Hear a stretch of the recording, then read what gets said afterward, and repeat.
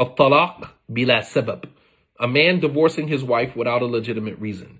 أن يعمد الرجل إلى تطليق زوجته دون أن يترتب جرما يدعو إلى طلاقه لها قاصدا في ذلك الخلاص منها والإضرار بها. So the issue is a man intentionally pronouncing divorce on his wife without there being any sin or mistake or anything that warranted him pronouncing divorce on his wife. And he is pronouncing divorce on his wife for the purpose of just getting rid of her or causing damage or causing harm to her, trying to hurt her. All right? You guys, tasawwur al-amr. You guys envision the issue here. That a man is pronouncing divorce on his wife for no legitimate reason other than the fact that he either just doesn't want to be with her anymore or he wants to inflict pain on her. Some men use divorce as a way of inflicting pain. I'm going to put you in iddah. I'm a divorce. Well, I'm just going to divorce you. Well, you're divorced. And there's no legitimate reason. Even if you say you got into an argument is not a legitimate reason to pronounce divorce on your wife.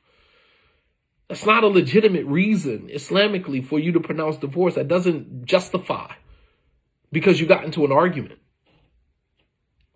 So, does the divorce count? And is the man sinful? That's the issue that we're asking here. قال بعض العلماء أنه مكروه وقال الآخرون أنه محرم. Some of the scholars say that it is hated for a man to pronounce divorce on his wife without a legitimate reason. And some of the other scholars say that it is haram for a man to pronounce divorce on his wife without a legitimate reason. الحنفية والحنابلة محرم شرعا ويأثم فاعله. The Hanafis, those who follow the Hanafi madhab or Abu Hanifa, as well as those who follow the Hanabila, those who follow the madhab al-Hanabila, the madhab that is attributed to Imam Ahmed. So Abu Hanifa and Imam Ahmed are of the opinion that Islamically it is haram for a man to pronounce divorce on his wife without a legitimate reason. Not only is it haram for him to do this, يَأْثَمْ فَاعِلُهُ, he is sinful for doing so. He is sinful for doing so. It is haram for him to do this, and he is sinful for doing so. And that is based upon the statement of the Prophet ﷺ, لَعَنَ اللَّهُ كُلُّ ذَوَّاقٍ مُطَلَّقٍ. May Allah subhanahu wa ta'ala, Allah curses every man who marries, over and over again, serial marrier, mutallaq, to divorce serial. They marry serial and divorce. Right? The serial marrier and the serial divorcer, because they're one and the same. If you're marrying women over and over and over, Islamically, you're only allowed to marry 4 at one time. So if you're marrying women over and over again, at some point, you got to let some go. So you're marrying and divorcing, marrying and divorcing, marrying and divorcing. Allah curses the man who does that. I want you to pay attention to that. That's not to be taken lightly.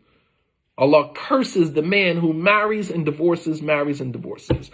وَذَلِكَ لِأَنَّ الطَّلَاقَ كُفْرًا لِنِعْمَةِ اللَّهِ جَلَ وَعَلَى. And that is because divorce without a legitimate reason is tantamount or akin to being ungrateful for the blessings of Allah. It is a sign, or it is akin to being ungrateful for the ni'mah, for the blessing of Allah subhanahu wa ta'ala. حيث أن الزواج نعمة من نعم الله وكفران النعمة حرام. Because marriage is a ni'mah, is a blessing from the blessings of Allah. And to toss away your marriage because you just don't want to be with a woman, or because you want somebody else, or because you feel like this is not working for you in this moment, then that is akin to a person disregarding the blessing of Allah. Marriage is a blessing. And to throw away the marriage without a legitimate reason is like wasting the blessings of Allah subhanahu wa ta'ala. وَكُفْرَانِ النِّعْمَةِ haram. And showing ingratitude to the blessing of Allah is haram. Al-Malikiyya, the other madhab of Imam Malik, He says that it is makruh, it is hated for a man to pronounce divorce on his wife without a legitimate reason. Al-Qadi Iyad, another great scholar called the Iyad, he said, أنه محرم لأنه ضرر بنفسه وزوجته وإعدام للمصلحة من غير حاجة فكان حراما كإتلاف المال لقول النبي صلى الله عليه وسلم لا ضرر ولا ضرار.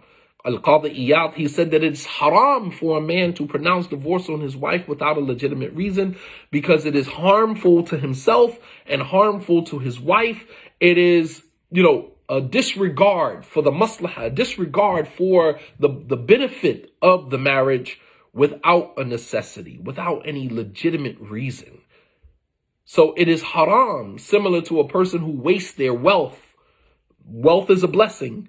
And to waste it on things that, you don't necessarily need, it is seen as a harm to yourself and a harm to others.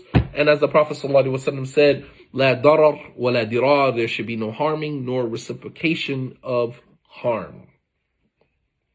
And this also applies to a woman who asks for khula, asks for divorce without a legitimate reason.